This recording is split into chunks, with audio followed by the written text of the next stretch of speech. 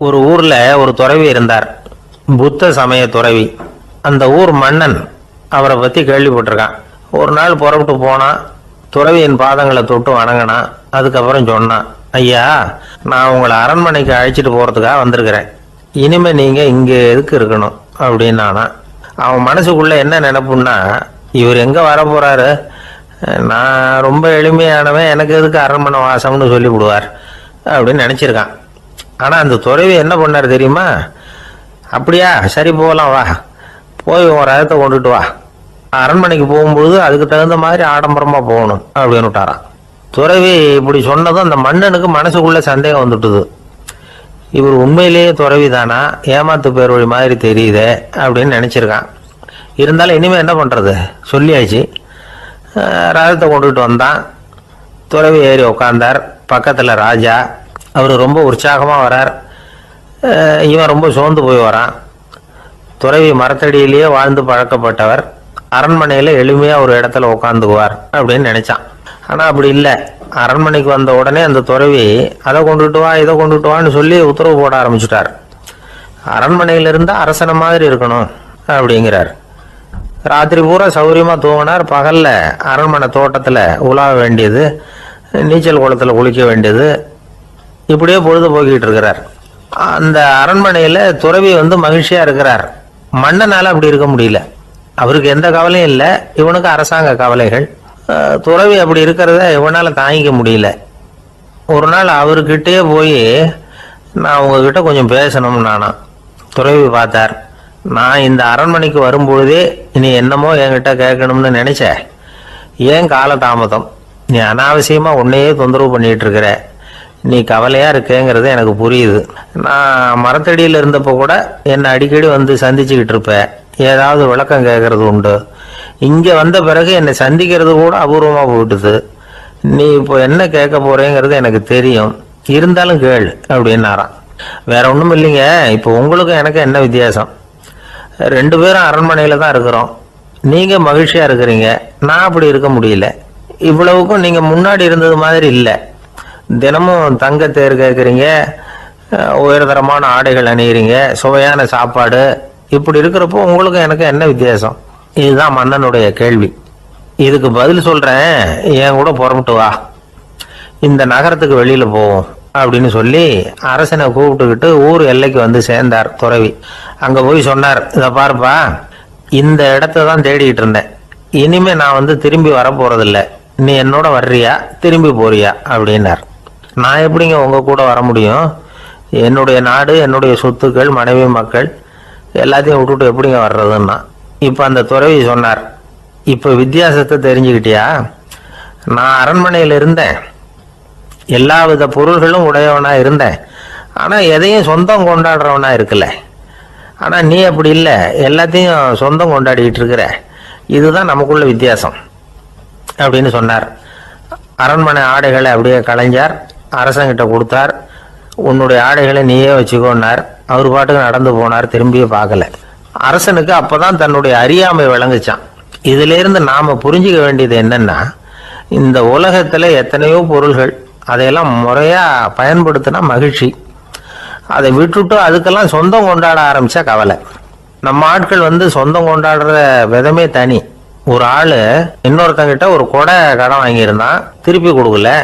கொடையை கொடுத்தவன் கேட்டான், என்கிட்ட கடன் வாங்கினிய கொடை, அதை கொஞ்சம் திருப்பி தர்றியான்னா. அது உனக்கு இப்போ அவசரமா தேவைப்படுதா அப்படின்னு கேட்டான் இவன். எனக்கு தேவைப்படல, அந்த கொடையை நான் யாருக்கிட்ட வாங்கியிருந்தேனோ அவனுக்கு இப்போ அது அவசரமா தேவைப்படுது அப்படின்னு அந்த ஆள். ஒரு ரயில் வேகமா போயிட்டு இருக்கு. அது ஒரு ரயில்வே ஸ்டேஷன்ல கொஞ்ச நேரம் நின்னுது. அப்போ அதுல ஒரு ஆள் ஏறினார். தலையில ஒரு மூட்டையை வச்சிருந்தார். மூட்டையை தலையில சுமந்துக்கிட்டே உள்ள வந்தாரு. மூட்டையை தலையில சுமந்துக்கிட்டே ஒரு இடத்துல உட்கார்ந்தார். ரயில் மறுபடியும் புறப்பட்டது. இவர் தன் தலையில இருந்த மூட்டையை கீழே இறக்கி வைக்கணும்ல, வைக்கல, சுமந்துக்கிட்டே வர்றார். எதிரில் உட்காந்துருந்தவர் கேட்டார், ஏங்க ஏன் இப்படியே உட்காந்துருக்கிறீங்க தலையில மூட்டையை வச்சுக்கிட்டு, மூட்டையை கீழே இறக்கி வைக்கலாமே அப்படின்னார். வேணாங்க, பாவம், தலையில இருக்கிற மூட்டையை இறக்கி ரயில்ல வச்சா ரயிலுக்கு பாரம் அதிகமா இருக்கும் அப்படின்னார் அவரு. இப்படி ஒரு ஆளை பார்த்தா நமக்கு சிரிப்பு தான் வரும். ஏன்னா ரயிலுங்கிறது அந்த மூட்டையையும் சேர்த்து சுமந்துக்கிட்டு தான் போகுது. அவன் அந்த மூட்டையை தலையில் வச்சிருந்தாலும் ஒண்ணுதான், தரையில் வச்சிருந்தாலும் ஒண்ணுதான். அதனால ரயிலுக்கு எந்த மாற்றமும் ஏற்பட போறதில்லை. அதே மாதிரி தான் நம்ம மனமும். இதுவும் ஒரு தேவையில்லாத சுமை, அனாவசியமா சுமந்துக்கிட்டு இருக்கிறோம். இதை கீழே இறக்கி வச்சுட்டா வாழ்க்கை பிரயாணம் சுகமா இருக்கும். ரயில் பிரயாணம் பண்ற அந்த ஆள் மூட்டையை சுமக்கிறான், வாழ்க்கை பிரயாணம் பண்ற நாம மனசை சுமக்கிறோம். இது ரெண்டுக்கும் எந்த வித்தியாசமும் இல்லை. மனசை கீழே இறக்கி வச்சுட்டா பாரம் இல்லாமல் வாழலாம், பறவைகள் மாதிரி பறக்கலாம், குழந்தைகள் மாதிரி கள்ளங்கபடம் இல்லாம வாழலாம். இந்த வெளி உலகத்துல நாம நிலை பெற்று இருக்கணும், வேரூன்றி இருக்கணும். அதே சமயம் நம்முடைய உள்வெளியில ஆன்மீக வாழ்க்கையில பாரம் இல்லாம இருக்கணும். அப்போ பறக்கணும், நதியை போல ஓடணும், மிதக்கணும். பயணம் சுகமா இருக்கும், களைப்பு தெரியாது, கவலை தெரியாது. ஒரு சீடன் போதி தர்மரை நாடி வந்தான். குருவே, நீங்கள் என்ன வெறுமையாக இருக்க சொன்னீங்க, நான் இப்போ மறுபடியும் வெறுமையானவன் ஆகிட்டேன், அதனால இப்போ என்ன செய்ய சொல்றீங்க என்ன அப்படின்னு சொல்லி நின்னான். உடனே அந்த குரு பக்கத்தில் இருந்த ஒரு குச்சியை எடுத்து அவன் தலையில அடிச்சு, போய் அந்த வெற்றுத்தன்மையையும் வீசி எறிந்து விட்டு வா அப்படின்னார். நான் இப்போ காலியா இருக்கிறேன்னு ஒருத்தன் சொல்றான்னு வச்சுங்க, அது உண்மை இல்லை. ஏன்னா இன்னமும் அதுல நான்கிற எண்ணம் இருக்குது. எந்த சிந்தனையும் இல்லாம இருக்கிறது கடினம்தான்.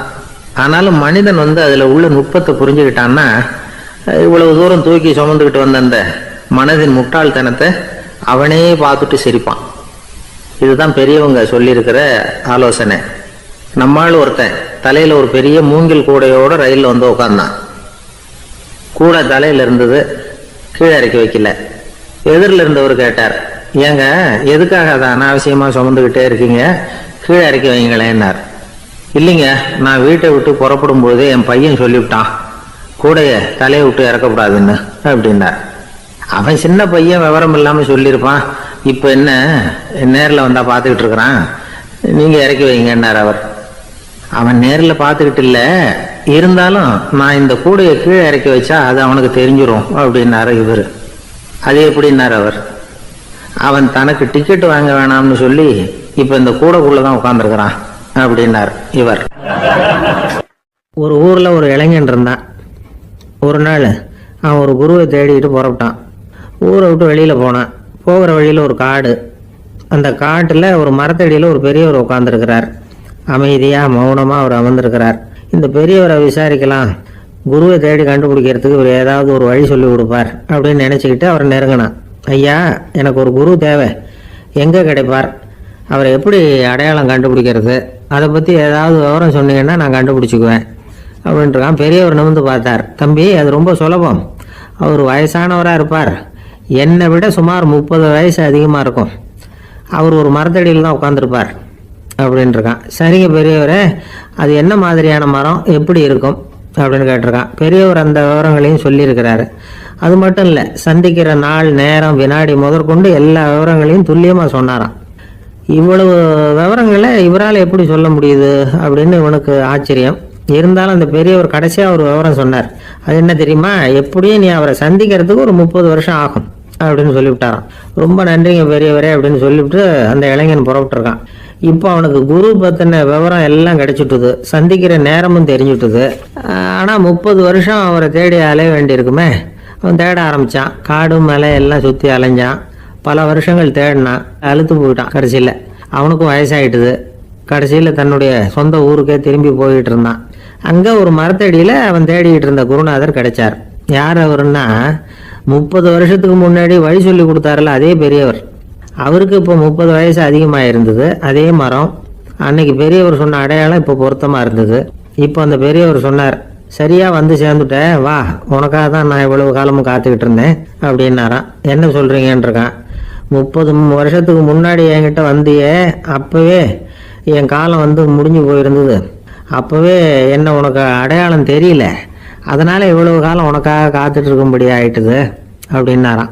ஐயா, அப்பவே நீங்க சொல்லியிருக்கலாமே, இதுதான் 30 வருஷம் கழிச்சு நீ சந்திக்க போற இடம், நான் தான் உன்னுடைய குரு அப்படின்னு சொல்லியிருக்கலாமே அப்படின்ட்டுருக்கான்.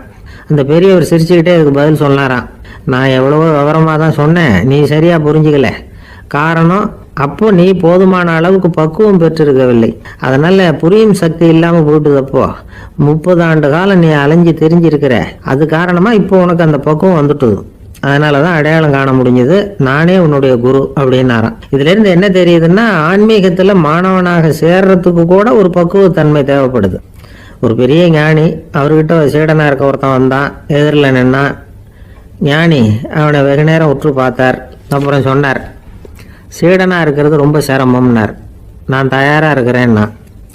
அது இன்னமும் சிரமமாச்சே, இங்கே குருவா இருக்கிறது மட்டுமே சுலபம் அப்படின்னாராம். அப்படின்னா நான் குருவாவே ஆயிடுறேன் அப்படின்னானா. இது போலவே இந்த காலத்துல கதை ஒன்று உண்டு. ஒரு பள்ளிக்கூடத்துல வகுப்பு ஆசிரியர் மாணவனை திட்டிக்கிட்டு இருந்தார். டேய், நீ 100க்கு 10 மார்க்கு தான் வாங்கிட்டு இருக்க. இவ்வளவு மோசமா நீ படிச்சா கடைசியில மாடு மேய்க்கிறது கூட லாய்க்கு இல்லாதவனா ஆயிடுவேன். அதுக்கப்புறம் என்ன செய்ய போற அப்படின்னாராம். பையன் தலையை சொரிஞ்சுக்கிட்டே சொன்னானா, சார் அப்படின்னா ஒன்று செய்யறேன் அப்படின்னானா. இவர் கேட்டிருக்கார், என்ன செய்ய போறேன்னு. வேற என்ன சார், உங்களை மாதிரி ஒரு ஆசிரியர் ஆயிடுறேன் அப்படின்னானா.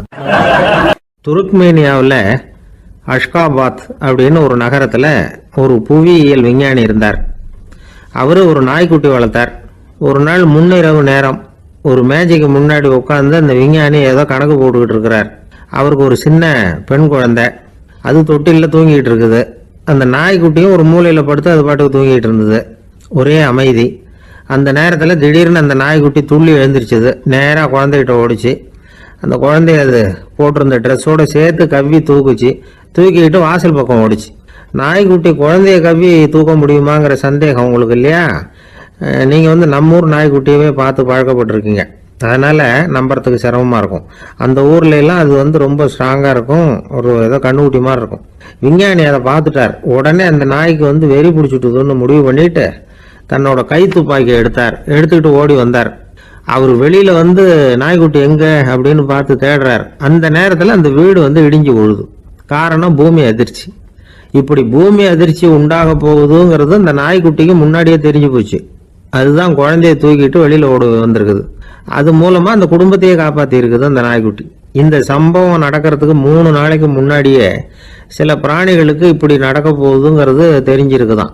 ஆமா, அந்த நகரத்துல 3 நாளைக்கு முன்னாடியே பாம்பு, பல்லி இதெல்லாம் அது தங்கியிருந்த வலையை விட்டு வெளியில ஓடி வந்துட்டுது. அதே மாதிரி அங்கிருந்த புறாவெல்லாம் பறந்து போயிடுச்சான்.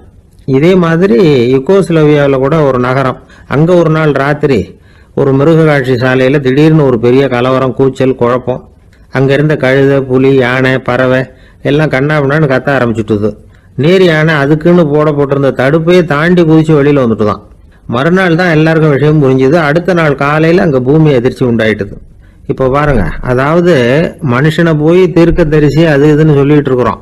இவனை விட அது பரவாயில்லைன்னு தோணுது. அதாவது மிருகங்கள் ஒன்று நடக்க போகுதுங்கிறத முன்னாடியே புரிஞ்சுக்குதே. சரி, இதெல்லாம் எப்படி அது முன்கூட்டி புரிஞ்சுக்குது? அதுதான் படைப்பு ரகசியம். அதை கண்டுபிடிக்கிறதுக்கு தான் மனுஷன் ஆராய்ச்சி பண்ணிட்டு இருக்கிறான். விஞ்ஞானிகளோட ஆராய்ச்சியெல்லாம் ஒரு பக்கம் இருக்கட்டும், வீட்டுக்குள்ளேயே சில ஆராய்ச்சி பண்ணி பாருங்களேன்.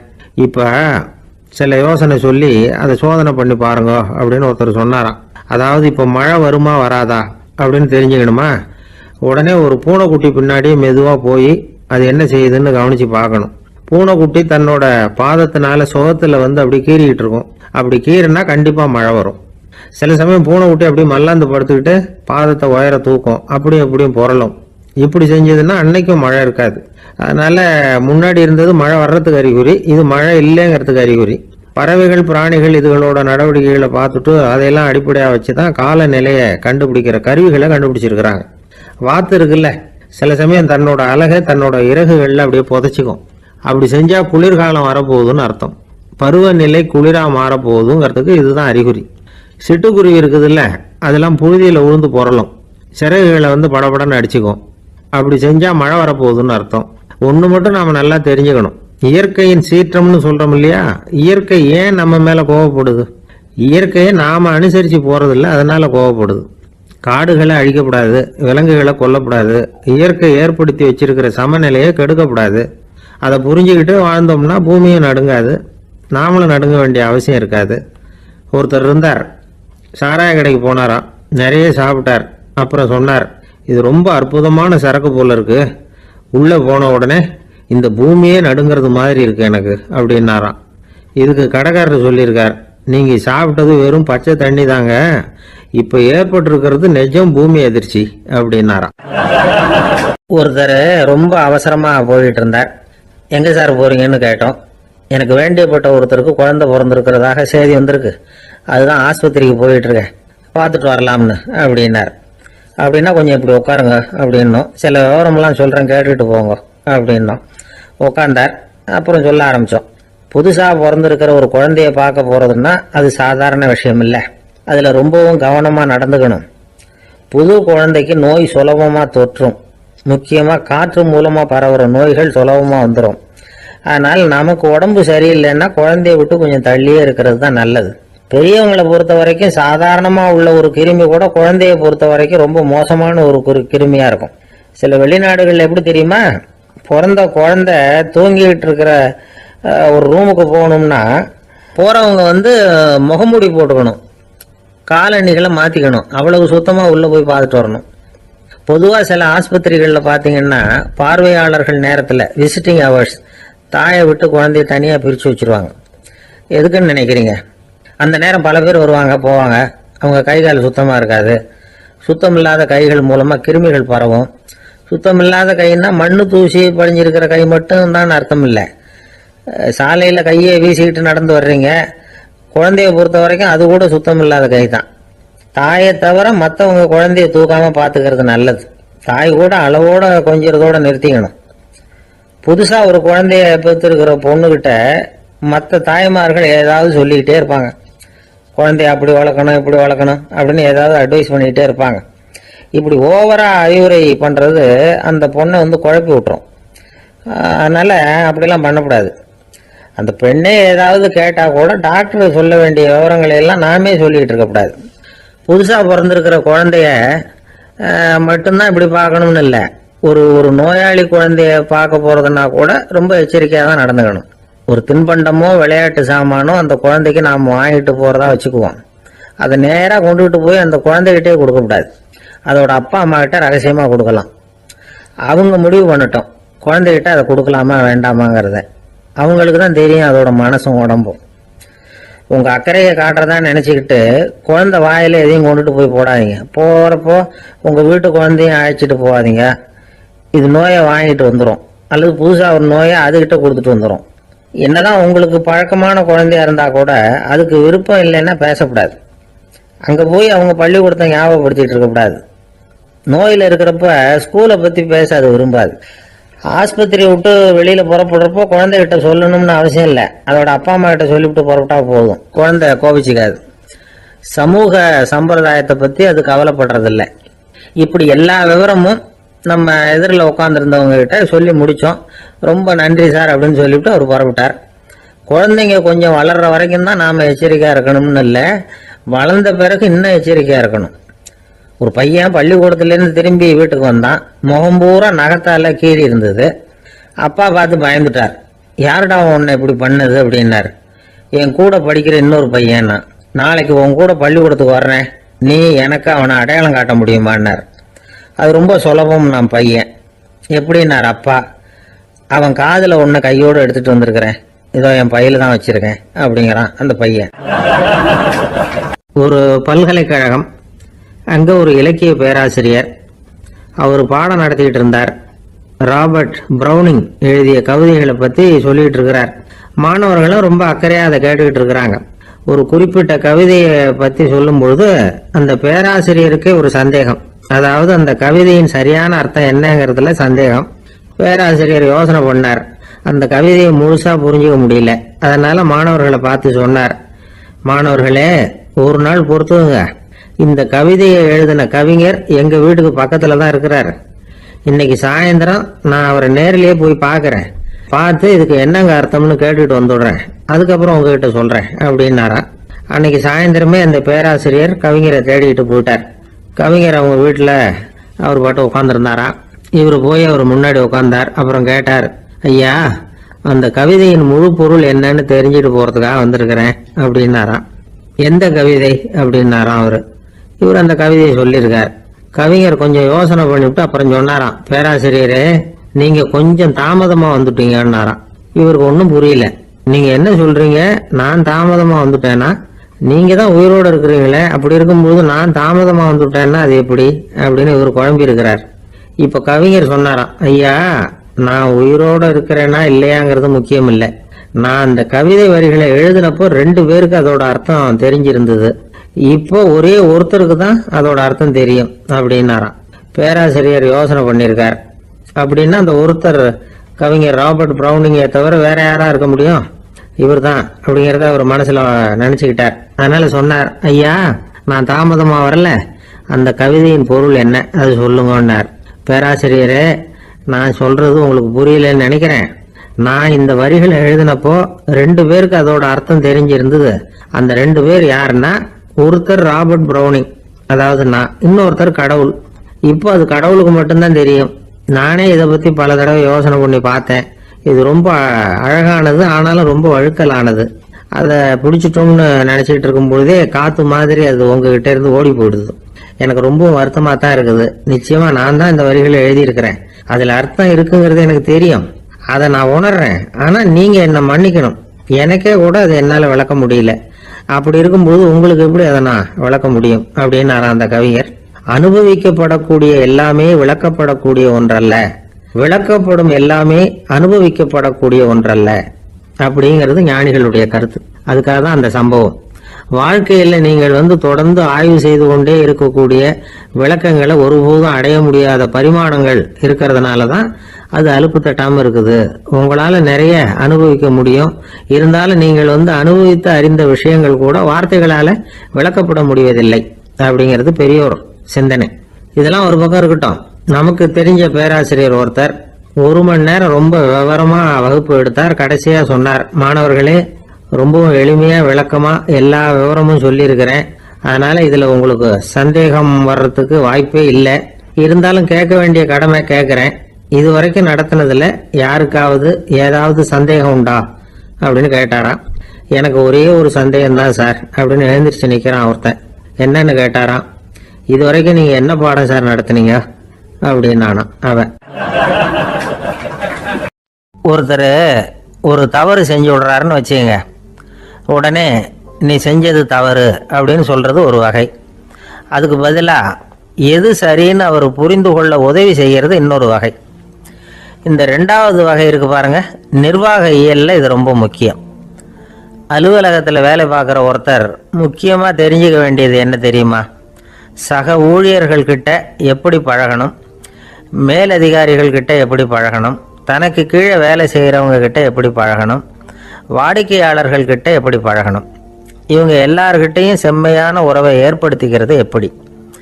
இதையெல்லாம் சொல்லிக் கொடுக்குற பாடம் தான் இன்டர் பர்சனல் ஸ்கில், திறமையான உறவு அப்படிங்கிறது. எந்த வேலையில் இருந்தாலும் சரி, இந்த உறவுகளை வளர்க்கும் திறன் உள்ளவங்க சீக்கிரம் முன்னுக்கு வந்துடுறாங்க. மற்றவங்க கிட்ட உறவை பலப்படுத்திக்கிறது எப்படி அப்படின்னு தெரிஞ்சுக்கிட்டோம்னா எந்த ஒரு தடையையும் சுலபமாக தாண்டி செய்கிற தொழிலில் முன்னுக்கு வந்துடலாம். ஹார்வர்டு பல்கலைக்கழகத்தில் ஒரு கணக்கெடுப்பு பண்ணி பார்த்தாங்களாம். பார்க்குற வேலையில் எது மாதிரி குணாதிசயம் உள்ளவங்க வேகமாக முன்னுக்கு வர்றாங்க அப்படின்னு தெரிஞ்சுக்கிறதுக்காக இந்த கணக்கெடுப்பு. வெவ்வேறு துறையில் வேகமாக முன்னுக்கு வந்திருக்கிற பல பேரை சந்தித்து இந்த சர்வேயை நடத்தியிருக்கிறாங்க. அவங்க கண்டுபிடிச்சி சொல்லியிருக்கிற உண்மை என்ன தெரியுமா? ஒருத்தர் ஒரு வேலையில் இருந்தால் அது சம்பந்தப்பட்ட சப்ஜெக்ட் பற்றிய அறிவு 35% இருந்தால் போதுமா. ஆனால் உறவுகளை வளர்க்கக்கூடிய திறன், இன்டர் பர்சனல் ஸ்கில்லு 65% வேணும். இப்படி உள்ளவங்க சீக்கிரம் முன்னுக்கு வந்துடுறாங்களாம். அதனால் ஒருத்தருக்கு வேலை சரியாக புரியலைன்னா கூட விவரமாக மற்றவங்க கிட்ட பழகிறது எப்படின்னு புரிஞ்சால் போதும், அவர் முன்னுக்கு வந்துடலாம். அலுவலகங்களில் மட்டும் இல்லை, எல்லா இடங்கள்லையும் இது ரொம்ப முக்கியம். வீட்டுக்குள்ளேயும் இது ரொம்ப முக்கியம், வீட்டுக்கு வெளியேயும் இது முக்கியம். அடுத்தவங்க கிட்ட பழகிறது எப்படிங்கிறத தெரிஞ்சுக்காதவன் வாழ்க்கையில் முன்னேற முடியாது. இன்னைக்கு ஆயுதங்களால் காயப்படுத்தி கொள்ளுகிறவர்களை விட வார்த்தைகளால் காயப்படுத்தி கொள்ளுகிறவர்கள் தான் அதிகம். பெரியவங்க என்ன சொல்கிறாங்க தெரியுமா? நீங்கள் இந்த பூமியில் பிறந்ததன் அர்த்தம் பூர்த்தி ஆகணும்னா அடுத்தவங்களுக்கு உதவி பண்ணுங்க. அடுத்தவங்களுக்கு உதவி செய்ய முடியாவிட்டால் கூட பரவாயில்லை, ஆனால் யாரையும் புண்படுத்தி விடாதீங்க அப்படின்னு சொல்கிறாங்க. எனக்கு தெரிஞ்ச ஒருத்தர் ஒரு அலுவலகத்தில் வேலை பார்க்குறார். அவர் சொல்லுவார், எனக்கு இந்த இன்டர் பர்சனல் ஸ்கில் ரொம்ப அதிகம் சார். சக ஊழியர்கள்கிட்ட ரொம்ப சுமூகமாக நடந்துக்குவேன். என் கூட வேலை பார்க்குற ஒருத்தருக்கு ஏதாவது ஒரு கஷ்டம்னா அந்த சமயத்தில் அவர் செய்ய வேண்டிய வேலையை நான் செஞ்சிருவேன் சார் அப்படிம்பார். நான் அவர்கிட்ட சமீபத்தில் அப்படி ஏதாவது செஞ்சுருக்கீங்களா அப்படின்னு கேட்டேன். செஞ்சுருக்கேன் சார். போன வாரம் புதன்கிழமை ஆஃபீஸில் என் பக்கத்து சீட்டுக்காரருக்கு வயிற்று வலி. உடனே நான் மெடிக்கல் லீவ் போட்டுவிட்டு எங்கள் வீட்டுக்கு போயிட்டேன் சார் அப்படின்னார். நம்மளை மாதிரி ஒரு ஆசாமி அவன் நம்மளை மாதிரியே கற்பனை பண்ணான். அதாவது நாம தான் இந்த உலகத்தில் ரொம்பவும் கஷ்டப்படுறோம், மற்றவங்க எல்லாம் சந்தோஷமா இருக்கிறாங்க அப்படின்னு அவன் நினச்சிக்கிட்டான். அவன் ஒரு நாள் கடவுளை வேண்டிக்கிட்டானா, சுவாமி, இந்த உலகத்தில் எவ்வளவோ பேர் இருக்கிறாங்க, ஒவ்வொருத்தருக்கும் ஒவ்வொரு விதமான கஷ்டம் இருக்கலாம், ஒத்துக்கிறேன். இருந்தாலும் எனக்கு அது கொஞ்சம் அதிகமாக இருக்கிறது மாதிரி தெரியுது. அதனால நீங்கள் எனக்காக ஒரு சின்ன உதவி செஞ்சா போதும். அது வேற ஒன்றும் இல்லை, என்கிட்ட இருக்கிற துயரங்களை இன்னொருத்தர் யாருக்கிட்டையாவது கொடுத்துருங்க, அவர்கிட்ட இருக்கிற துயரங்களை என்கிட்ட மாற்றி கொடுத்துருங்க. ஒரு மியூச்சுவல் டிரான்ஸ்ஃபர், அவ்வளவுதான். அப்படி பண்ணிவிட்டா போதும் அப்படின்னு வேண்டிக்கிட்டானா. அன்னைக்கு ராத்திரியே அவன் ஒரு கனவு கண்டிருக்கான். வானத்திலிருந்து ஒரு குரல் கேட்டிருக்கு. அது என்ன சொல்லிச்சு தெரியுமா? ஏ ஜனங்களே, எல்லாரும் அவங்கவுங்க கஷ்டங்களை ஒரு பையில போட்டு எடுத்துக்குங்க. அப்படி எடுத்துக்கிட்டு நேரா இந்த ஊர் எல்லையில இருக்கிற கோயிலுக்கு வந்து சேருங்க அப்படின்னு அந்த குரல். ஆஹா, கடவுள் நம்ம பிரார்த்தனைக்கு செவி சாய்ச்சுட்டார் அப்படின்னு சந்தோஷப்பட்டான் இவன். உடனே என்ன பண்ணான்? தன்கிட்ட இருந்த கஷ்டத்தையெல்லாம் ஒரு சாக்கு பையில போட்டு எடுத்துக்கிட்டான். வீட்டை விட்டு வெளியில வந்தான். தெருவில் இறங்கி நடக்கிறான். அங்க பார்த்தா ஏகப்பட்ட பேர் ஆளுக்கு ஒரு பைய தூக்கிக்கிட்டு கோயிலுக்கு போயிட்டு இருக்கிறாங்க. சில பேர் மூட்டையா கட்டி தலையில சுமந்துக்கிட்டு போயிட்டு இருக்கிறாங்க. இவன் பார்த்தான். இவனுக்கு ரொம்ப ஆச்சரியமா இருந்தது. ஏன்னா எல்லாரும் வச்சிருக்கிற பைய இவன் பைய விட பெருசா இருந்தது. இவன் பை தான் இருக்கிறதுலயே கொஞ்சம் சின்னதா தெரிஞ்சது. இப்ப அவன் மறுபடியும் சாமியை வேண்டிக்கிட்டான். கடவுளே, இப்ப உள்ள சூழ்நிலையை கவனிச்சா என்கிட்ட இருக்கிற பைய பரவாயில்லன்னு தோணுது. அதனால வேற பை எதையும் மாத்த வேணாம், இதுவே பரவாயில்ல, இந்த பையோட திரும்பி வீட்டுக்கு போனா போதும்னு நினைக்கிறேன் அப்படின்னு ஏதோ நினைக்க ஆரம்பிச்சுட்டாங்க. எல்லாரும் கோயிலுக்கு போய் சேர்ந்தாங்க. கோயில்ல அந்த குரல் மறுபடியும் கேட்டுது. எல்லாரும் அவங்கவுங்க பைகளை சோகத்துல தொங்க விடுங்க. திடீர்னு விளக்குகள் அணையும், மணி அடிக்கப்படும், அதுதான் அடையாளம். அந்த சமயத்துல இருட்டுல உங்களுக்கு வேண்டிய பைய நீங்க மாத்தி எடுத்துக்கலாம், தேர்ந்தெடுத்துக்கலாம். வெளிச்சம் இருக்கிறப்பவே உங்களுக்கு பிடிச்ச பைக்கு பக்கமா பார்த்து நீங்க நின்றுக்கலாம் அப்படின்னு சொல்லி விவரம் சொல்லிச்சான் அந்த குரல். அப்படி சொன்னதுக்கு அப்புறம் திடீர்னு விளக்கு அணைஞ்சுது, மணி அடிச்சுது. கொஞ்ச நேரம் கழிச்சு மறுபடியும் விளக்குகள்லாம் எரிஞ்சுது. இப்போ பார்த்தா எல்லாரும் அவங்கவுங்க பையே கெட்டியா பிடிச்சிட்டு நிக்கிறாங்க. இவனும் அப்படியே நிக்கிறான். இவன் மெதுவா பக்கத்துல நிக்கிறவங்க கிட்ட கேட்டானா, ஏன் நீங்க பைய கையிலேயே வச்சிருக்கிறீங்க, செவுத்துல மாட்டலையா அப்படின்னு கேட்டிருக்கான். இல்லப்பா, நீ ஏன் கையிலேயே வச்சிருக்கிறியோ அதே காரணத்துக்காக தான் நாங்களும் வச்சிருக்கிறோம்.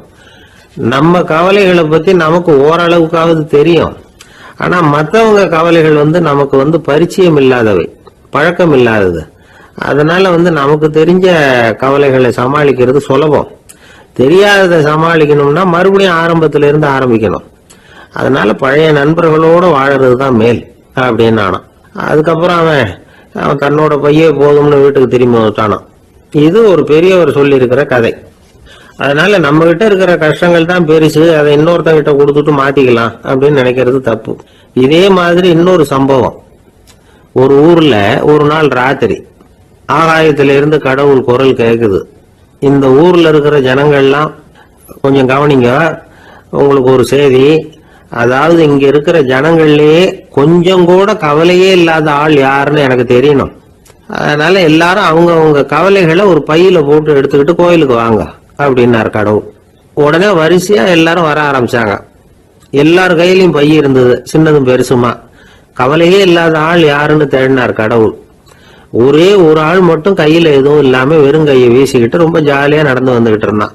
கடவுள் அவங்ககிட்ட போனார். ஏப்பா, உனக்கு கவலையே இல்லையா அப்படின்னு கேட்டார். எனக்கும் சில கவலைகள்லாம் உண்டு அப்படின்னு அவன். எங்க அதெல்லாம்னு கேட்டிருக்காரு கடவுள். பின்னாடி லாரியில வந்துகிட்டு இருக்கு அப்படின்னானா அவன். ஒரு சராசரி மனிதனுடைய இயல்பு என்ன? இன்பம் வந்தா துள்ளி குதிப்பான், துன்பம் வந்தா சோர்ந்து போய் ஒரு மூலையில உட்காந்துருவான். இவன் தான் சராசரி மனிதன். ஆனா ஒருத்தன் இன்பம் வந்தா அதுக்காக மகிழ்ச்சி அடையறதில்ல, துன்பம் வந்தா அதுக்காக சோர்ந்து போறதில்ல அப்படின்னு வச்சுக்கோங்க. அப்படி இருந்தா அவன் சாதாரண ஆள் கிடையாது. ஒரு ஊர்ல ஒரு ஞானி இருந்தார். அவரை தேடிட்டு ஒரு பெரியவர் வந்தார். ஐயா, ஞானத்துல சிறந்த ஞானம் எது அப்படின்னு கேட்டாராம். இதுக்கு அந்த ஞானி என்ன பதில் சொன்னார் தெரியுமா? இன்பத்தினால மகிழ்ச்சி அடையாமலும் துன்பத்தினால சோர்வு அடையாமலும் இருக்கிறது தான் அந்த ஞானம், பெரிய ஞானம் அப்படின்னாராம். சரி சுவாமி, அப்படிப்பட்ட ஞானம் உங்களுக்கு எப்படி வந்ததுன்னு கேட்டிருக்காரு இவர். அதை நான் ஒரு கழுதைகிட்ட இருந்து கற்றுக்கிட்டேன் அப்படின்னாராம் அவர்.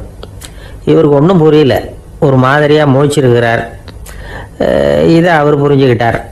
நீங்கள் நாளைக்கு காலையில் நம்முடைய ஆசிரமத்துக்கு வாங்க, புரிய வைக்கிறேன்னாராம். சரின்னு அவர் போயிட்டார். மறுநாள் காலையில் ஆசிரமத்துக்கு வந்து சேர்ந்தார். ஞானி அவரை கூப்பிட்டு உட்கார வச்சார். வாங்க, வந்து இப்படி உட்காருங்க, கொஞ்ச நேரத்தில் இந்த வழியாக ஒரு கழுதை போகும், அதை கவனித்து பாருங்கன்னாராம். இவருக்கு இன்னமும் ஒன்றும் புரியாமல் போச்சு, ஒரே குழப்பம். இருந்தாலும் அந்த ஞானி சொன்னது மாதிரியே உட்காந்துருக்கிறார். கொஞ்ச நேரத்தில் அந்த வழியாக ஒரு கழுதை போச்சு. அது முதுக நிறைய அழுக்கு மூட்டைகள், அதை சுமந்துக்கிட்டு போகுது.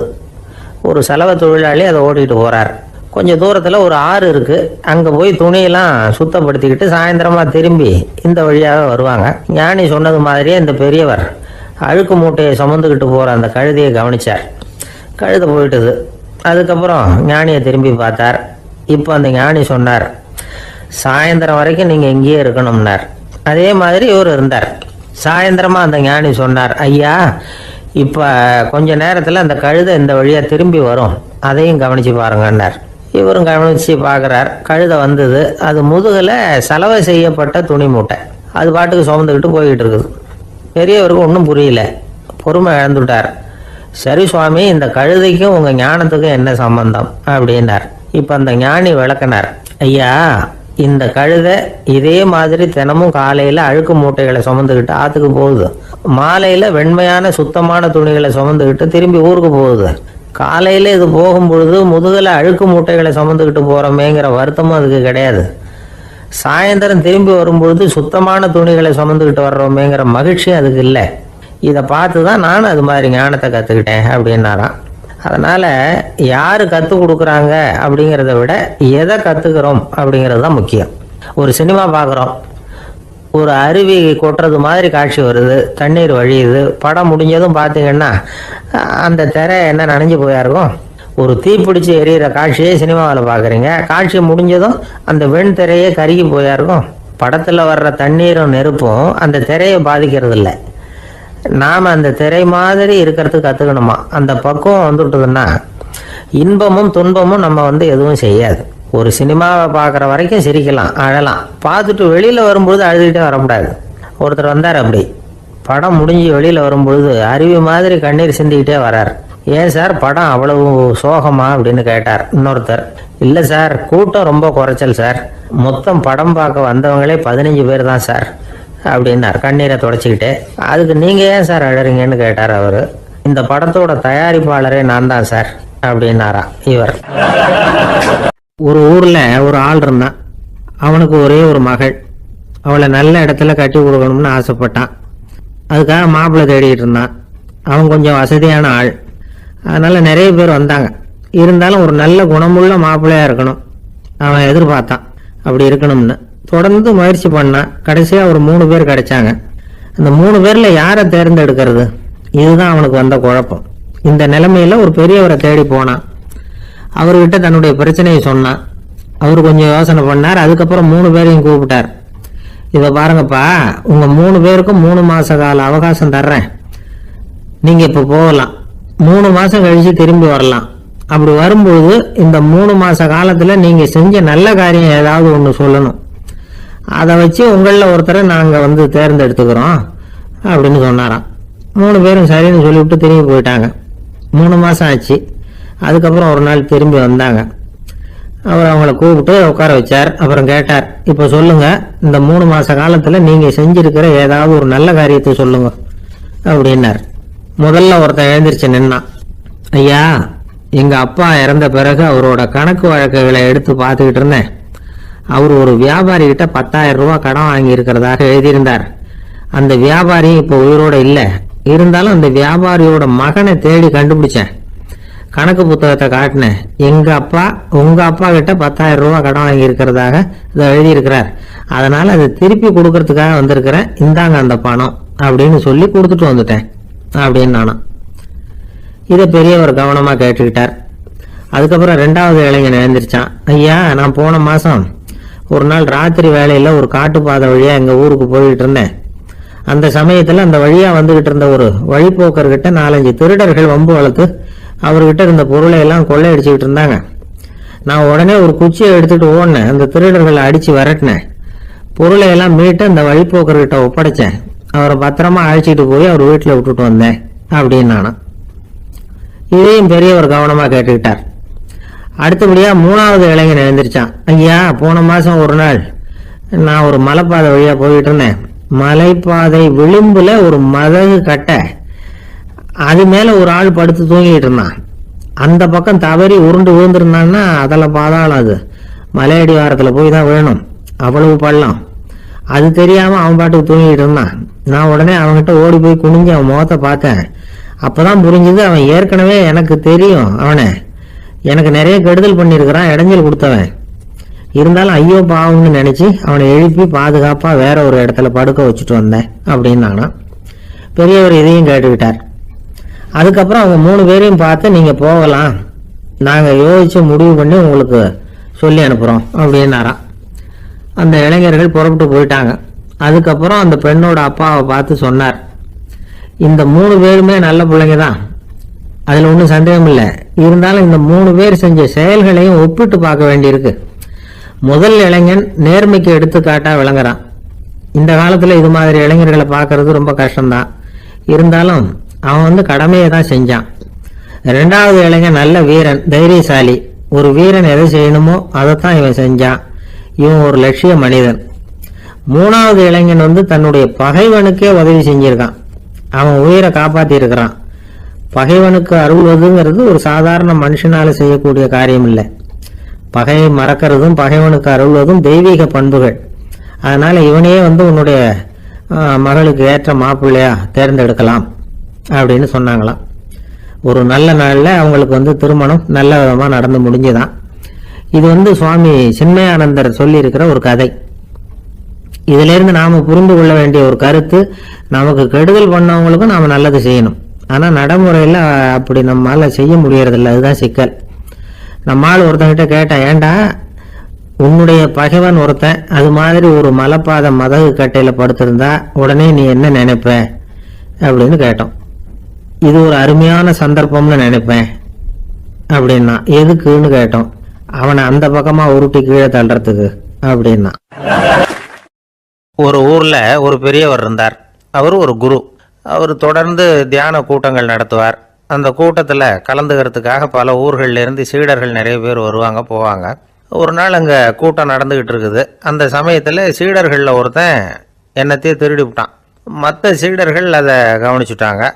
இவன் ஆப்பிட்டுக்கிட்டான். கூட்டம் முடிஞ்ச பிற்பாடு இவன் திருடின விஷயத்த அந்த பெரியவர்கிட்ட போய் சொன்னாங்களாம். அவர் கவனத்துக்கு கொண்டுகிட்டு போனாங்க. ஆனால் அவர் இதை காதிலே போட்டுக்கல, கண்டுக்கவே இல்லை. போய் சொன்ன சீடர்களுக்கெல்லாம் ஏமாத்தமாக போயிட்டுது.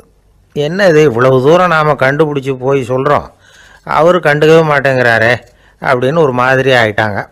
இருந்தாலும் அதை பற்றி ஒன்றுமே சொல்லிக்கல, பேசாமல் இருந்துட்டாங்க. கொஞ்ச நாள் ஆச்சு. அதே ஆள் மறுபடியும் ஒரு திருட்டில் மாட்டிக்கிட்டான். சீடர்கள் மறுபடியும் அந்த குரு கிட்ட விஷயத்த சொன்னாங்க. அவர் அப்பவும் வழக்கம் போல் சும்மாவே இருந்துட்டார். இவர் இப்படி இருக்கிறத பார்த்ததும் அந்த சீடர்களுக்கு கோபம் வந்துட்டுது. உடனே அந்த சீடர்கள்லாம் ஒன்று கூடி பேசினாங்களாம். எல்லாருமா சேர்ந்து ஒரு விண்ணப்பம் தயார் பண்ணாங்க. அதை குருநாதர்கிட்ட கொண்டுட்டு போய் கொடுத்தாங்க. அந்த விண்ணப்பத்தில் இவங்க என்ன எழுதியிருக்கிறாங்க தெரியுமா? குருநாதர் அவர்களே, உடனே திருடனவன் மீது சட்ட நடவடிக்கை எடுக்கணும். நீங்கள் அப்படி அவனை இங்கே சேர்க்கக்கூடாது. நீங்கள் சேர்த்திங்கன்னா நாங்கள் இங்கே இருக்கிறத பற்றி யோசிக்க ஆரம்பிச்சிருவோம். அவனை இந்த மடத்தை விட்டே துரத்தி பண்ணணும். நீங்கள் அவனை வெளியில் அனுப்புங்க, இல்லைன்னா நாங்கள் அத்தனை பேரும் வெளியில் போயிடுறோம். இப்படி தான் அந்த விண்ணப்பத்தில் எழுதியிருக்கிறாங்க. குரு அந்த விண்ணப்பத்தை வாங்கி படித்து பார்த்தார். அதுக்கப்புறம் அதை எழுதின அத்தனை பேரையும் கூப்பிட்டாரு.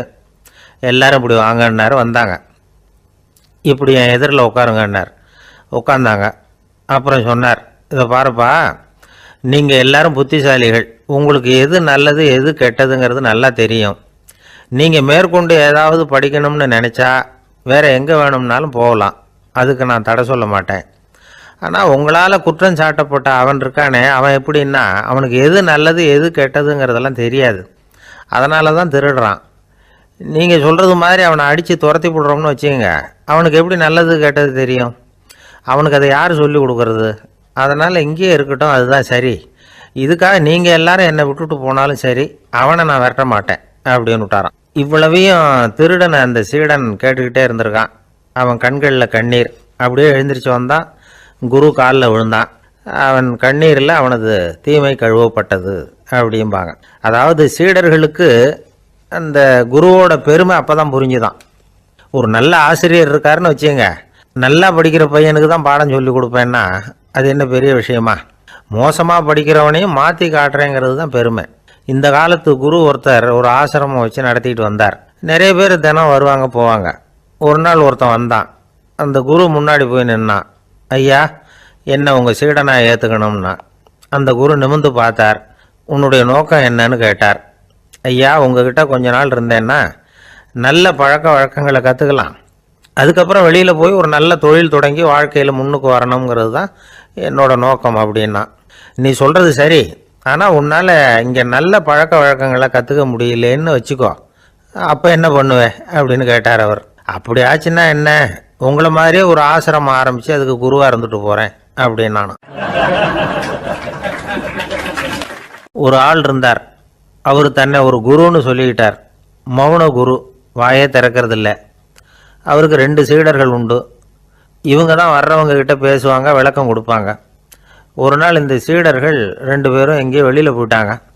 அந்த நேரம் பார்த்து ஒருத்தர் அங்கே வந்தார். குருக்கிட்ட போனார். குருவே, புத்தர்னா என்னன்னு கேட்டார். குருவுக்கு ஒன்றும் புரியல. அவர் உண்மையான குருவாக இருந்தாவில் புரியும். அவர் திருன்னு முழிக்க ஆரம்பிச்சிட்டார்.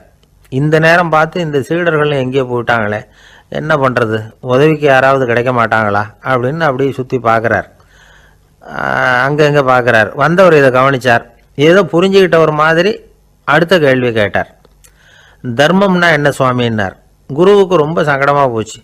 நம்ம நிலைமை இப்படி ஆகிட்டுதே, இக்கட்டில் மாட்டிக்கிட்டோமே அப்படின்னு நினச்சபடியே விட்டத்தை பார்த்தார். அப்புறம் குனிஞ்சு தரையை பார்த்தார். அப்படியே உட்காந்துக்கிட்டார். வந்தவர் உடனே அடுத்த கேள்விக்கு போயிட்டார். தியானம்னா என்ன சுவாமின்னார். பாவம் என்ன பண்ணுவார் அந்த குரு, பேசாமல் கண்ணை கெட்டியாக மூடிக்கிட்டார். இது ஏதுடா வம்பா போச்சுன்னு. இவர் இப்படி பண்ணால் கூட வந்தவர் சளைக்கலை. இன்னொரு கேள்வியும் கேட்டார். ஆசீர்வாதம்னா என்ன அப்படின்னார். இவர் பார்த்தார். இப்படியே போனால் இவர் கேள்வி கேட்குறத நிறுத்த மாட்டார் அப்படின்னு நினச்சிக்கிட்டு எனக்கு ஒன்றுமே தெரியாதுங்கிற பாவனையில் 2 கையையும் விரித்து காட்டினார். வந்தவர் முகத்தில் மகிழ்ச்சி, மன நிறைவு, ஏதோ எல்லாம் புரிஞ்சுக்கிட்ட ஒரு மாதிரி அங்கேருந்து புறப்பட்டு போனார். வழியில் அந்த குருவோட சீடர்கள் 2 பேரையும் சந்தித்தார். உங்கள் குருவை தான் பார்த்துட்டு வரேன்னார். இவர் என்ன நடந்ததுன்னு கேட்டாங்க. இவர் வரமாக சொல்கிறார். உங்கள் குரு எவ்வளவு பெரிய ஞானி தெரியுமா? புத்தர்னா என்னன்னு கேட்டேன், அதுக்கு அவர் அப்படியும் இப்படியும் பார்த்தார். அதுக்கு என்ன அர்த்தம் தெரியுமா? மக்கள் புத்தரை அங்கேயும் இங்கேயும் தேடுறாங்க, உண்மையில் அவர் அங்கேயும் இங்கேயும் தேடி கண்டுபிடிக்க முடியாது அப்படிங்கிறத அவர் செய்கை மூலம் உணர்த்தினார். அதுக்கப்புறம் தர்மம்னா என்னன்னு கேட்டேன். அவர் மேலேயும் கீழையும் பார்த்து தர்மம் சமமானது, அதில் உயர்வு தாழ்வு இல்லைங்கிறத உணர்த்தினார். அதுக்கப்புறம் தியானம்னா என்னன்னு கேட்டேன். கண்ணை மூடிக்கிட்டார். கண்ணை மூடி காணுகிற அற்புதம் அது அப்படிங்கிறத புரிஞ்சுக்கிட்டேன். கடைசியாக ஆசீர்வதிக்கப்படுறது பற்றி கேட்டேன்.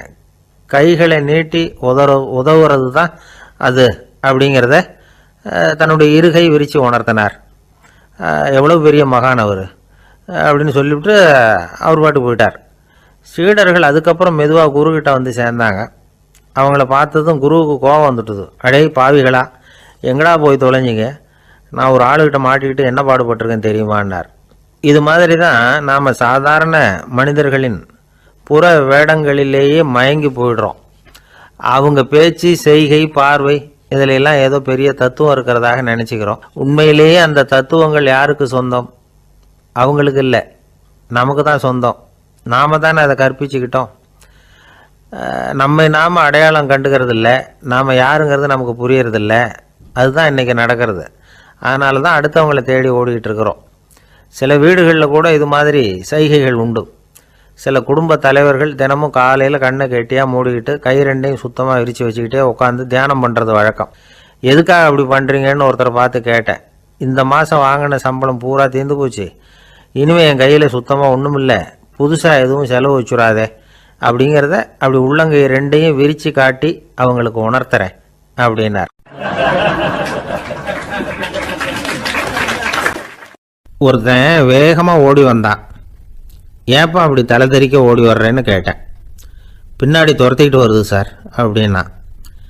ஏதாவது நாய் துரத்திக்கிட்டு வருது போல இருக்கு அப்படின்னு நினச்சி அவனுக்கு பின்னாடி பார்க்குறேன்.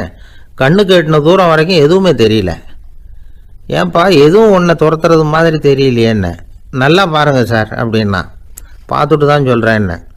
இதோ பாருங்கள் சார், இதுதான் என்னை துரத்துது அப்படின்னு அவன் காட்டுறான். அவன் சுட்டி காட்டின இடத்துல பார்த்தா அங்கே அவனுடைய நிழல் தான் தெரியுது. என்னப்பா சொல்கிற அப்படின்னு சொல்லி அவனை சந்தேகமாக பார்த்தேன். அதுக்கப்புறம் தான் அவன் விவரமாக பேசினான். சார், எனக்கு என் நிழலை கண்டா பிடிக்கிறதில்ல. எப்போ பார்த்தாலும் இது என்னையே பின்தொடர்ந்து வந்துக்கிட்டு இருக்குது. இதை என்னால் சகிக்கவே முடியல. இதை என்கிட்டேருந்து பிரிக்கிறதுக்கு எவ்வளவோ முயற்சிகள்லாம் பண்ணி பார்த்துட்டேன், முடியலன்னா.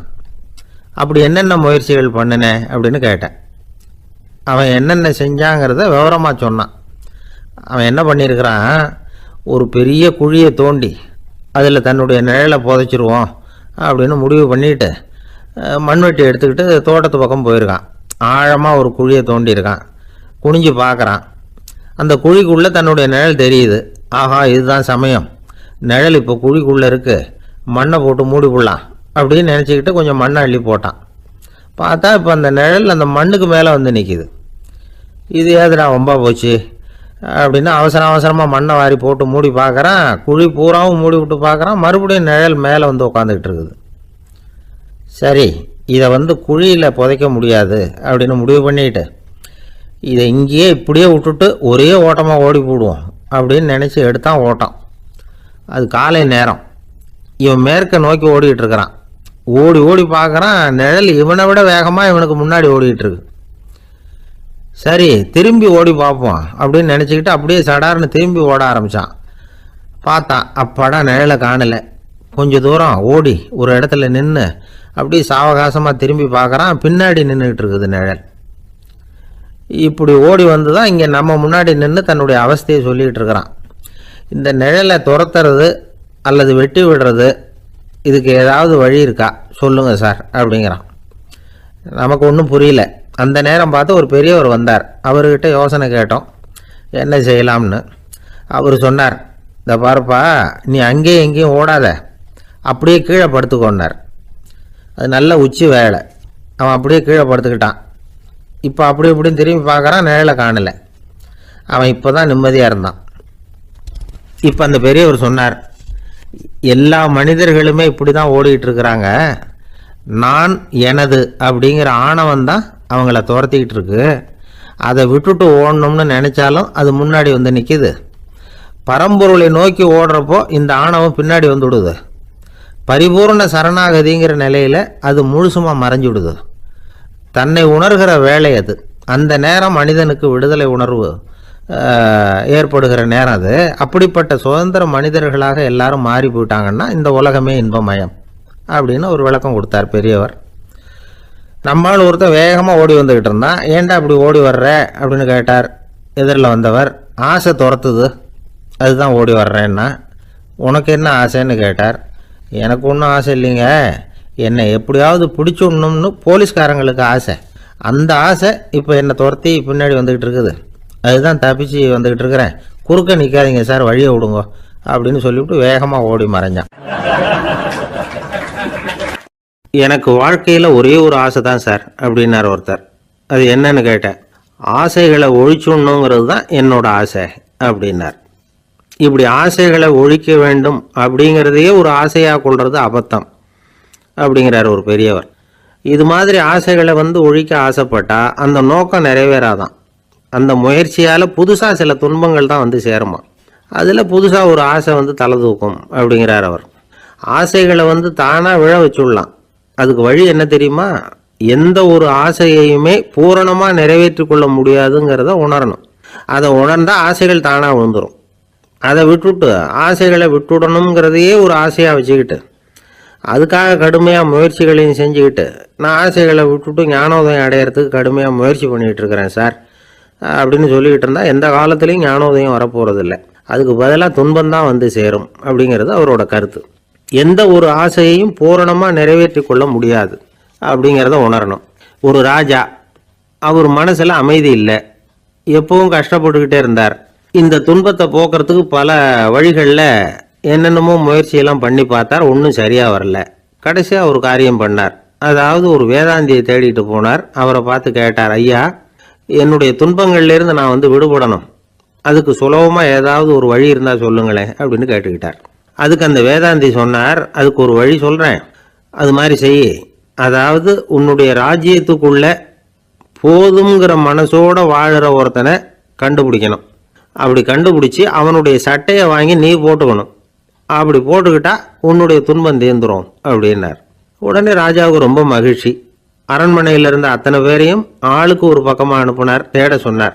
போதுங்கிற மனசுடைய ஒருத்தனை கண்டுபிடிச்சி கொண்டுகிட்டு வாங்க அப்படின்னார். எங்கெங்கேயோ தேடி கடைசியாக ஒரு ஆளை கண்டுபிடிச்சாங்க. அவன் போதுங்கிற மனசோடு இருக்கிறவன் தான். ஆனால் அவன்கிட்ட சட்டை எதுவும் இல்லை. இடையில கட்டியிருக்கிற துண்டே போதுங்கிற மனசோடு அவன் வாழ்ந்துக்கிட்டு இருக்கிறான். சட்டை இருந்தாவில் ராஜா வாங்கி மாட்டிக்க முடியும். அந்த வேதாந்தி ஏன் அப்படி சொன்னாருங்கிறதுக்கான அர்த்தம் இப்போ தான் ராஜாவுக்கு புரிஞ்சுதான். இது வரைக்கும் சொன்னதெல்லாம் ஞான மார்க்கத்தை தேடிக்கிறவனுக்கான உள்ள தகவல். இப்போ இன்னைக்கு இளைஞர்கள் இதை கேட்டுவிட்டு நமக்கு ஆசையே வேணாம் அப்படின்னு முடிவு பண்ணிவிட்டா வாழ்க்கையில் முன்னேறவே முடியாது. நம்முடைய முயற்சிக்கு ஆசை தான் தூண்டுகோல். அதனால் இந்த ஆசையையும் அந்த ஆசையையும் போட்டு குழப்பிக்கக்கூடாது. ஆனால் ஒன்று, பேராசை நமக்கு தேவையில்லை. நாம் படுற ஆசையிலேயும் ஒரு நியாயம் இருக்கணும். ஏன்னா நம்மளில் சில பேர் நீங்கள் தான் சார் சொன்னீங்க, அதனால தான் ஆசைப்பட்டேன், அரை தான் கிடச்சிது மிச்சம் அப்படிம்பாங்க கன்னத்தை தடவிக்கிட்டே. அதனால் இப்போல்லாம் எந்த தகவலை சொன்னாலும் ரொம்ப எச்சரிக்கையாக இருக்க வேண்டியிருக்குது. ஒரு ஆள் ஒரு கடை வச்சு வியாபாரம் பண்ணிகிட்டு இருந்தான். அவனுக்கு ரொம்ப பேராசை, நிறைய பணம் சேர்க்கணும்னு. திடீர்னு ஒரு நாள் அவனுக்கு உடம்பு ரொம்ப சுகம் இல்லாமல் போயிட்டுது. இனிமேல் பிழைக்கிறது கஷ்டங்கிற நிலைமை. மரணப்படுகையில் இருக்கிறான். சொந்தக்காரங்கள்லாம் சுற்றி உட்காந்துருக்குறாங்க. இவன் மெதுவாக கண்ணை திறந்து பார்க்குறான். என் வீட்டுக்காரி எங்கேன்னா, இதோ இருக்கேன் அப்படின்னாங்க அந்த அம்மா. பசங்கள்லாம் எங்கேங்கிறான், இதோ பக்கத்தில் தான் நின்றுக்கிட்டு இருக்கிறோங்கிறாங்க. பொண்ணுங்க எங்கேங்கிறான், எல்லாம் இங்கே தான் இருக்கிறோம் அப்படிங்கிறாங்க.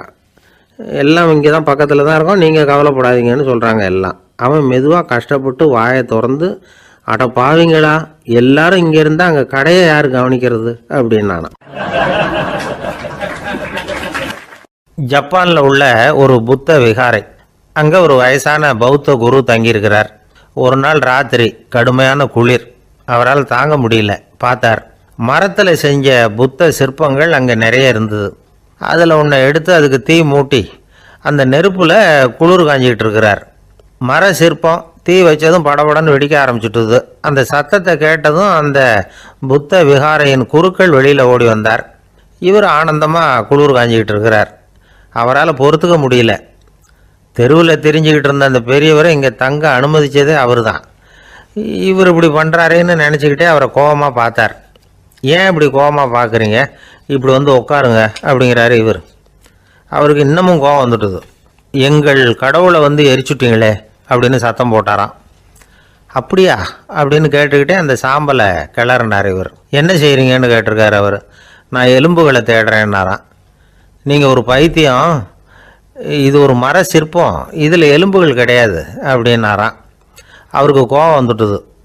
உடனே வெளியில் போங்கன்னு கத்தியிருக்கார். வெளியில் தள்ளி கதவையும் சாத்தி விட்டாராம். மறுநாள் காலையில் கதவை திறந்து பார்த்தா அந்த வயசான பெரியவர் ஒரு மைல்கல் மேலே சில காட்டு பூக்களை வச்சு புத்தம் சரணம் கச்சாமின்னு சொல்லிக்கிட்டே இருக்கிறார். இவருக்கு சந்தேகமாக போட்டுது. கிட்ட போனார். என்ன செஞ்சுக்கிட்டு இருக்கீங்கன்னு கேட்டார். இது என்னுடைய காலை நேர பிரார்த்தனைனாராம். நிஜமாகவே நீங்கள் ஒரு பைத்தியமாக தான் இருக்கணும், ஏன்னா அது ஒரு மைல்கல் அப்படின்னாராம். இப்போ அந்த பெரியவர் சொன்னாராம், நீங்கள் ஒரு மரத்தை புத்தராக நினைக்கும் பொழுது நான் ஏன் ஒரு மைல்கல்ல புத்தராக நினைக்கக்கூடாது? நான் புத்தரை எரிக்கலாம், ஏன்னா அவரை நான் நேசிக்கிறேன். அந்த சிற்பம் மரத்தால் ஆனதுங்கிறது எனக்கு தெரியும். நான் ஒரு மைல்கல்ல தொழலாம், ஏன்னா அது எனது பூக்களை தாங்குது.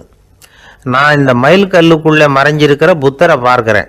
யாராவது ஒரு சிற்பி இதை சிலையாக்கினாதான் நீங்கள் புத்தரை பார்க்க முடியும். அன்னைக்கு ரொம்ப குளிராக இருந்தது.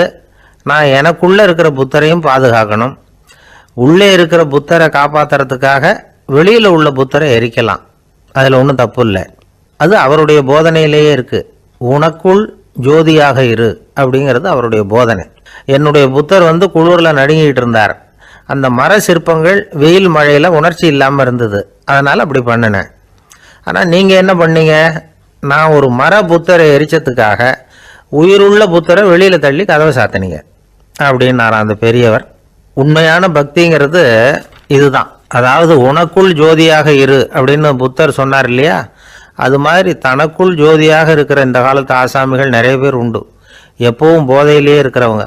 ஒரு நாள் நடு ராத்திரி ஒரு மது கடையில் ஒரு ஆள் அங்குள்ள சிப்பந்திகள் கிட்ட கேட்டுக்கிட்டு இருக்கிறான். மறுபடியும் இந்த கடை எப்போ திறப்பாங்கன்னு கேட்டானா. நாளைக்கு காலையில் 8 மணிக்கு திறப்பாங்க அப்படின்னு நான் அங்கே இருந்த ஆள். அவன் திருப்பி திருப்பி அதையே கேட்டுக்கிட்டு இருக்கான். இவனுக்கு பதில் சொல்லி சொல்லி அழுத்து போச்சு. அதான் சொல்கிறேன் ஐயா, நாளைக்கு காலையில் வா அப்படின்னாங்களாம். அதுக்கு இவன், நான் வர்றதுக்காக கேட்கலையா, நேத்திக்கு வந்தவன் உள்ளேயே மாட்டிக்கிட்டேன், வெளியில் போகிறதுக்காக கேட்டேன் அப்படின்னானா. ராமகிருஷ்ணர் வாழ்ந்த காலத்தில் நடந்த ஒரு நிகழ்ச்சி இது. அப்போது ஒரு ஓவியர் இருந்தாராம். அவருக்கு ஒரு ஆசை, ராமகிருஷ்ணர் படத்தை வரையணும். அதை அவர்கிட்டயே கொண்டுகிட்டு போய் காட்டி அபிப்பிராயம் கேட்கணும். இதுதான் அந்த ஓவியரின் ஆசை. உடனே ராமகிருஷ்ணர் படத்தை வரைஞ்சி முடித்தார். அதை எடுத்துக்கிட்டு போனார். இவர் போன சமயம் அங்கே ராமகிருஷ்ணர் சீடர்களோடு உட்காந்துருக்கிறார். விவேகானந்தர் அங்கே இருக்கிறார். இந்த ஓவியர் கொண்டுகிட்டு போய் தான் வரைந்த ஓவியத்தை அவர்கிட்ட காட்டினார். ராமகிருஷ்ண பரமஹம்சரின் ஓவியத்தை ராமகிருஷ்ணர்கிட்டயே காட்டுறார். ராமகிருஷ்ணர் என்ன பண்ணார் தெரியுமா? அந்த படத்தை பார்த்தார். உடனே அது காலை தொட்டார். குருதேவருடைய இந்த செயல் சீடர்களுக்கு ரொம்ப வியப்பை உண்டு பண்ணிச்சு. சில பேர் மனசுக்குள்ளேயே ரொம்ப குழம்பி போக ஆரம்பிச்சிட்டாங்க. என்ன இப்படி பண்ணுறாருன்னு. என்ன இது அவரோட படம், அவரே அவரோட படத்தின் காலை தொடுறார் அப்படின்னு யோசித்தாங்க. சில பேர் ஒன்றும் புரியாமல் ஒருத்தர் பார்த்து சிரிச்சுக்கிட்டாங்க. அந்த இடத்துல சீடர்கள் மட்டும் இல்லை, சீடர் அல்லாத பல பேர் இருந்தாங்க. தன்னுடைய காலை தானே தொடர இவருடைய செயல் பற்றி என்ன நினைக்கிறது அப்படின்னு அவங்களும் குழம்பி போய் நிற்கிறாங்க. அந்த படத்தை வரைஞ்சி அவர்கிட்ட காட்டின அந்த ஓவியருக்கும் அதிர்ச்சி. இருந்தாலும் அவர் சீடர் கிடையாது. அதனால் கொஞ்சம் துணிச்சலை வரவழைச்சிக்கிட்டு கேட்டார், என்னங்க இது? என்னால் என்னுடைய கண்களையே நம்ப முடியல. இது உங்கள் சொந்த உருவப்படம், நீங்கள் உங்கள் சொந்த கால்களையே தொடுறீங்க. இது எங்களுக்கு கொஞ்சம் சங்கடமாக இருக்குதே அப்படின்னார். ராமகிருஷ்ணரின் கண்களில் ஆனந்த கண்ணீர் வழிஞ்சுதான். அவர் சொன்னாராம், இது என்னோட படம்ங்கிறது எனக்கு தெரியும். ஆனால் இது என்னோட படம்ங்கிறதுனால நான் இதோட காலை தொடலை. நீ என்னுடைய சமாதி நிலையை இந்த படத்தில் படம் பிடிச்சி காட்டியிருக்கிற, அதனால் அதோட காலை தொடறேன். சமாதி நிலையில் யார் இருந்தாலும், அது என்னுடைய படமாக இருந்தாலும் சரி அல்லது வேறு யாருடைய படமாக இருந்தாலும் சரி, படம் யாருதுங்கிறது முக்கியம் இல்லை. இதில் எது முக்கியம்னா அது தன்னை உணர்ந்த ஒரு உணர்நிலையின் படம். அப்படி இருக்கிறப்போ அதோட காலை நான் தொடணும். அதுக்கு நீங்கள் எல்லாரும் ஏன் சங்கடப்படுறீங்கன்னு எனக்கு தெரியல அப்படின்னாராம். இப்போ தான் அங்கே இருந்த சீடர்களுக்கும் மற்றவங்களுக்கும் விவரம் புரிஞ்சுதான். இதுக்கு முன்னாடி யாரும் செய்யாததை இவர் செஞ்சிருக்கிறார். ஆனால் அவருடைய காரணம் ரொம்ப நியாயமானது அப்படிங்கிறத உணர்ந்தாங்களாம். இதுவரைக்கும் ஆன்மீகத்தில் சமாதி நிலை, அதாவது தன்னை உணர்ந்த நிலை பற்றி புரிஞ்சுக்கிட்டோம். இல்லறத்தில் ஏற்படக்கூடிய சமாதி நிலை பற்றி உங்களுக்கு தெரியுமா? ஒரு அம்மா டாக்டர்கிட்ட வந்து சொன்னாங்களாம், டாக்டர், என் வீட்டுக்காரருக்கு உடம்புல ஏதோ கோளாறுன்னு நினைக்கிறேன். நான் எவ்வளவு நேரம் பேசினாலும் காதில் விழாதது மாதிரி உட்காந்துருக்கிறார் அப்படின்னாங்களாம். அதுக்கு அந்த டாக்டர் சொன்னாராம், அம்மா, அது உடம்பு கோளாறு இல்லை, அது ஒரு பெரிய திறமை அப்படின்னாராம். ஒரு ஏரி ஓரமாக 2 பசங்க நடந்து போயிட்டு இருக்கிறாங்க. அதில் ஒருத்தன் பணக்கார வீட்டு பையன், இன்னொருத்தன் ஏழை. இவங்க 2 பேரும் போயிட்டு இருக்கிறாங்க. வழியில் ஒரு இடத்துல ஒரு ஜோடி செருப்பு இவங்க கண்ணில் படுது. ஒரு விவசாயி அந்த செருப்பை அங்கே விட்டுட்டு பக்கத்தில் இருந்த ஏரியில் கை காலை கழுவிட்டு இருக்கிறார். உடனே அந்த பணக்கார பையனுக்கு ஒரு ஐடியா. அவன் சொன்னானா, டேய், இப்போ ஒரு வேடிக்கை செய்யலாம். அந்த செருப்பு 2ஐயும் தூக்கி எட்டத்தில் வீசி எறிஞ்சிருவோம். அந்த ஆள் வந்து பார்த்துட்டு செருப்பை தேடி அல்லாடுவான், அங்கேயும் இங்கேயும் ஓடுவான், திருன்னு முழிப்பான். அதை பார்த்து நாம் ரசிக்கலாம் நல்ல தமாஷா இருக்கும் அப்படின்னு இருக்கான். இப்படி சொல்லிவிட்டு அந்த செருப்புகளை தூக்கத்துக்கு போனானா. கொஞ்சம் பொறு அப்படின்னானா அந்த ஏழை பையன். ஏன்னு கேட்டிருக்கான் அவன். இப்போ அந்த ஏழை பையன் சொன்னானா, நீ சொல்றது ஒன்றும் வேடிக்கை கிடையாது. உன்னோட செருப்பு தொலைஞ்சா உன் அப்பா உடனே உனக்கு வேற செருப்பு வாங்கி கொடுத்துருவார். ஆனா அந்த ஆளுக்கு இந்த செருப்பு தொலைஞ்சதுன்னா வேற புதுசா வாங்கறதுக்கு வாயையும் வயத்தையும் கட்டி பணத்தை சேர்க்க வேண்டியிருக்கும். அதனால நான் ஒரு வேடிக்கை சொல்றேன், அது மாதிரி செய், அது இன்னமும் தமாஷா இருக்கும் அப்படின்னு நானா. எப்படி அது சொல்லுன்னு இருக்கான் அவன்.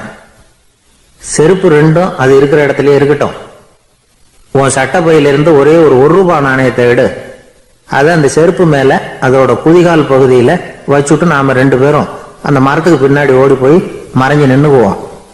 அப்புறம் பாரு வேடிக்கை அப்படின்னா. அதே மாதிரி 1 ரூபா காசு செருப்பு மேல வச்சுட்டு இவங்க 2 பேரும் மறைஞ்சு நின்னுக்கிட்டாங்க. கொஞ்ச நேரத்துல அந்த விவசாயி வந்தார். காலில் உள்ள மண்ணை தட்டிவிட்டு செருப்பை மாட்டுறதுக்காக போனார். அங்கிருந்த காசு கண்ணுல போட்டுட்டுது. அவருக்கு ஆச்சரியமா போச்சு. அதை கையில எடுத்து பாக்குறார். 4 பக்கமும் திரும்பி திரும்பி பாக்குறார், யார் இதை வச்சிருப்பான்னு. கடைசியில ஆகாயத்தை பாக்குறார். ஆண்டவா, இது உன்னோட கருணை தான். நீ தான் யாரோ புண்ணியவான் மனசுல தர்மம் பண்ற எண்ணத்தை உண்டாக்கி இருக்கிற. அந்த புண்ணியவான் நல்லா இருக்கணும் அப்படின்னு வாழ்த்தி அந்த காசை கண்ணுல ஒத்திக்கிட்டாராம். மறைஞ்சிருந்து பார்த்துக்கிட்டு இருந்த ஏழை பையன் இப்படி சொன்னான், பாத்தியா, உன்னை புண்ணியவான்னு வாழ்த்தி விட்டு போறார் அந்த ஆள். அவருக்கும் சந்தோஷம், அதை பார்த்து நமக்கும் சந்தோஷம். உனக்கு 1 ரூபாங்கிறது ஒரு பெரிய விஷயம் இல்லை, ஆனா அதனால நமக்கு கிடைச்சிருக்கிற மகிழ்ச்சி ரொம்ப உயர்வானது அப்படின்னு நானா. வேடிக்கையும் கிண்டலும் இது மாதிரி அடுத்தவங்களுக்கு இடைஞ்சலா இல்லாம இருக்கணும் அப்படிங்கிறார் கலைவாணர். ஆனா பாருங்க, அவருக்கே இடைஞ்சலா வர்ற விஷயங்களை கூட அவர் வேடிக்கையா தான் எடுத்துக்கிட்டாராம். ஒரு தடவை ஒருத்தர் கலைவாணர் கிட்ட வந்து, ஐயா என் குழந்தை செத்து போச்சு அப்படின்னு சொல்லி அழுதாராம். உடனே இவர் அவருக்கு 100 ரூபாய் பணத்தை கொடுத்து, இந்தாங்க அடக்கம் செய்யுங்க அப்படின்னு சொல்லி அனுப்பி வச்சாராம். 1 வருஷம் கழிச்சு மறுபடியும் அதே ஆள் வந்திருக்கார். இவர் மறந்துருப்பாருங்கிற நினைப்புல, அண்ணே என் குழந்தை இறந்து போச்சுண்ணே அப்படின்னாராம். இவர் மறுபடியும் 100 ரூபாய் கொடுத்து ஆறுதல் சொல்லி அனுப்பி வச்சாராம். 7-8 மாசம் கழிச்சு மறுபடியும் அதே ஆள் வந்திருக்கார். அவர் வாயை திறக்கிறதுக்கு முன்னாடியே இவர் 100 ரூபாய் அவர் கையில வச்சு, போன 2 தடவை தான் குழந்தை செத்து போச்சு, இந்த தடவையாவது அதை சாகாம காப்பாத்தி விடு அப்படின்னு சொல்லி அனுப்பி வச்சாராம். அதுக்கப்புறம் அந்த ஆள் வர்றதே இல்லையா. எனக்கு தெரிஞ்ச ஒருத்தர் இருக்கார். அவரு ஒரு பெரிய காவல்துறை அதிகாரி, ரொம்ப கண்டிப்பானவர். அவரை கண்டாவே எல்லாரும் பயப்படுவாங்க. அப்படிப்பட்டவர் வீட்டுக்கு போனா அப்படியே அடியோட மாறிடுவார். அங்க போய் பாத்தீங்கன்னா குழந்தைகளோட குழந்தையா அவர் விளையாடிட்டு இருப்பார். அலுவலக சமயத்துல பாத்தீங்கன்னா குதிரை முதுகுல அவர் உட்கார்ந்துருப்பார். வீட்டுல பாத்தீங்கன்னா அவர் முதுகுல குழந்தை உட்காந்துருக்கும். அவரு குதிரை மாதிரி போயிட்டு இருப்பார். இது எப்படிங்க முடியுது உங்களால அப்படின்னு கேட்டாங்க. அது ஒண்ணுமில்ல, இங்க வீட்டுக்கு வந்த உடனே என்னோட மனசை தனியா எடுத்து வச்சிருவேன் அப்படின்னார். அது என்னங்க உங்க சட்ட பையிலியா இருக்குது மனசு, அது தனியா எடுத்து வைக்கிறதுக்கு அப்படின்னு கேட்டாங்க. அப்படி இல்லைங்க, இது ஒரு பயிற்சி, மனப்பயிற்சி, அவ்வளவுதான் அப்படின்னார். இப்படி சமயம் பார்த்து மனசை தனியா வச்சுட தெரிஞ்சவங்க வாழ்க்கையில எப்பவும் உற்சாகமா இருப்பாங்க அப்படிங்கிறது பெரியவங்க கருத்து. ஒரு டாக்டர் ஆஸ்பத்திரியில் இருக்கிற வரைக்கும் டாக்டரா இருக்கலாம். அவர் மனைவிகிட்டையும் அவர் டாக்டரா இருக்க வேண்டிய அவசியம் இல்லை. ஒரு வக்கீல் வந்து கோர்ட்ல இருக்கிற வரைக்கும் வக்கீலா இருக்கலாம். வீட்டுக்கு வந்ததுக்கு அப்புறமும் வக்கீலா இருக்க வேண்டிய அவசியம் கிடையாது. வீட்டுல வந்து குழந்தைகள்கிட்ட விளையாடும் பொழுதும் அதுகள்கிட்ட ஃபீஸ் கேட்டுக்கிட்டு இருக்கக்கூடாது. நாம எப்படி இருக்கணும்னு பெரியவங்க சொல்றாங்கன்னா, மனசோட சேரப்படாதான். அப்படி சேராம வாழ்க்கையை கவனிக்கணுமா. மனசை அப்படியே தனியா எடுத்து பக்கத்துல வச்சுடணும். அப்படின்னா அதை அப்படியே தூக்கி எறிஞ்சுடு அப்படின்னு அர்த்தம் இல்லை. ஏன்னா மனசுங்கிறது நமக்கு உபயோகப்படக்கூடிய ஒண்ணுதான். எப்ப எப்போ அது தேவையோ அப்பப்போ எடுத்து உபயோகப்படுத்திக்கணும். தேவைப்படுறப்போ எடுத்து கண்ணாடி மாட்டிக்கிறோம்ல, படிக்கும் பொழுது கண்ணாடி தேவைப்படுது, எடுத்து மாட்டிக்கிறோம் இல்லையா. அது மாதிரி கணக்கு போடுறதுக்கு மனசு தேவை. கடைக்கு போய் ஒரு பொருள் வாங்குறோம், காசு கொடுக்குறோம், மீதி சில்லறை சரியா இருக்கா அப்படின்னு எண்ணி பார்த்து வாங்க வேண்டியிருக்கு. அந்த சமயத்துல மனசை எடுத்து தனியா வச்சுட்டேன் அப்படின்னு சொல்லிட்டு இருக்கக்கூடாது. பரீட்சைக்கு படிக்க வேண்டியிருக்குது, படிச்சதையெல்லாம் அப்படியே நினைவுல வச்சுக்க வேண்டியிருக்கு. அந்த சமயத்துல மனசை தூக்கி எறிஞ்சுட்டேன் சார் அப்படின்னு சொல்லிட்டு இருக்கக்கூடாது. அப்படி சொன்னா பரீட்சை நம்மளை தூக்கி எறிஞ்சிடும். அதனால தேவைப்படுறப்போ மனசை உபயோகப்படுத்தணும், தேவையில்லாதப்போ அது தனியா ஓய்வு எடுத்துக்க விட்டுடணும்.